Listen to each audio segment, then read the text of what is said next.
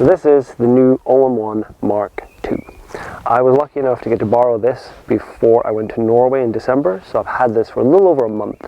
And I just wanted to make this video to give my initial kind of thoughts about it and show some images that I've taken with it in the time that I've had it.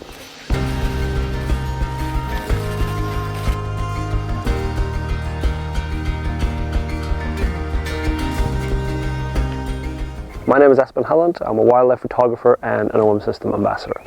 Now the body itself is pretty much exactly the same as the original OM-1, except it feels a little bit more rubberized, so I have a better grip on it, and also the dials have kind of a rubber layer to it, so it's very easy to rotate the dials. And I just got back from Dovre, where it was minus 26 at the coldest, so I needed to wear thick wool mittens, and I could easily rotate the dials and change settings through those thick mittens. So I'll go through the updates of the OM-1 Mark II, and I'll start out with the features that are most important to me as predominantly a wildlife photographer and somebody who spends a lot of time photographing birds. So that takes me straight to the bird AI subject detection. And I've seen a significant improvement from the original OM-1. I tried it out in several situations when I was in Norway, and I could tell that it's just picking up the bird faster. It has a more stickiness, it stays with the bird, and also it doesn't get as easily fooled by distracting elements. So you can see here, once I tried it out in Dovre, I was photographing these red poles, and there's a little tit species, which I think was a willow tit, and there were some trees there with a lot of twigs and branches, both behind the bird and in front of the bird.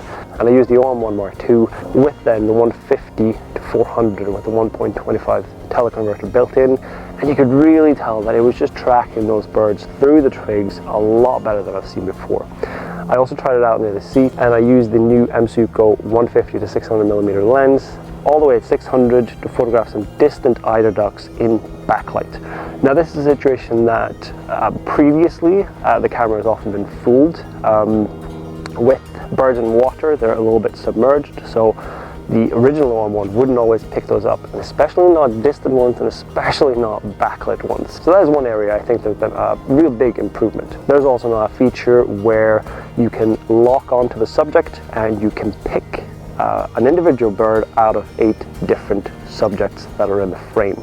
Now, since I think that this is the most important update for me personally, as somebody who photographs a lot of birds, I will make a separate video where I really deep dive into the bird AI subject detection. So be sure to subscribe to the channel and hit that bell to be notified when a new video comes out. Now, image stabilization is something that the OM system is really known for, and has been updated again. So now you get 8.5 EV stops of image stabilization. So obviously really useful, and I took especially advantage of this when I was at Dovre. I was using the 150 to 600mm, and I also put on the 1.4 teleconverter on that to give me, what is that, 840mm, which is equivalent to 1680mm full frame, and handheld, taking photos and filming the muskox. So really steady footage and sharp photos even at those focal lengths.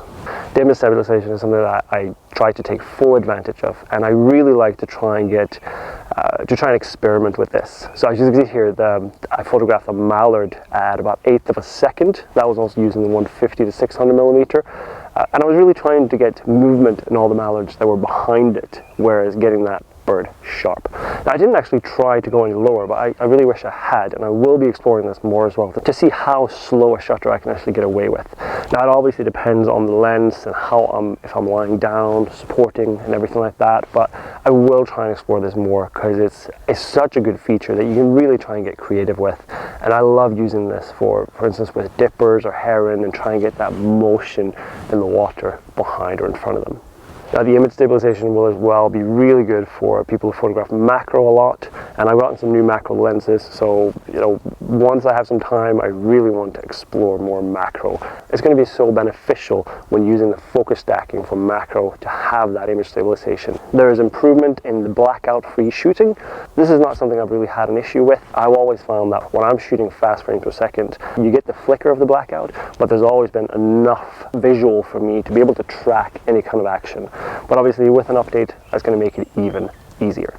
Pro Capture, there's been an update, so you now get 2 times the buffer for raw images, which is going to be really useful. Now, coming into spring, I love nothing more than to walk around this woodland here, find birds that are nesting in different trees, and then photograph them as they fly to and from the nest using Pro Capture. The lens that I use mostly for this now is the 150 to 400 with the 1.25 digital converter, but also the 150 to 600. It's just going to be really good because it means that you can stand back a bit, not disturb the birds, and you can get your images that way. Now, even though I'm predominantly a wildlife shooter, I do enjoy to take all sorts of photographs of nature in general. And I love nothing more than to walk the hills, and it's great then to not bring a tripod, but to have a camera with me that I can take a variety of images and really get creative that way. So even trying some landscapes, trying some macro, document and photograph the whole story of me taking that trip. So you can now push the live ND to 128 as opposed to 64, which was in the original OM-1. So that's obviously handy if you want to get that smooth flow of water or whatever other way you can think of to get creative. Now, there is also now a new live GND, so a graduated neutral density filter. So you can actually select it in the menu here, and you can drag it over if you have, for instance, a brighter sky and then a darker foreground. You want to take some landscape images. You don't want to bring filters or anything like that. That's now a built-in feature that will simulate the effect of using a graduated neutral density filter. So again, this is something that's ideal for me because I don't do enough landscape to justify bringing filters when I go for long walks in the hills and mountains. But I do love to take some landscape images. So in those kind of cases, I can see that it can be quite beneficial when I'm just out walking in the hills to be able to use a simulated graduated neutral density filter without actually having to bring a filter. Now, you can now get 14-bit for high-res mode. Now, high-res mode is something that I do actually use as a wildlife photographer, but also for general nature photography. I'll use it for landscapes. After I've really found my composition, I'll very often switch to high-res mode, which I have a shortcut button because I use it often enough. I want to have a quick access to it in case it's wildlife.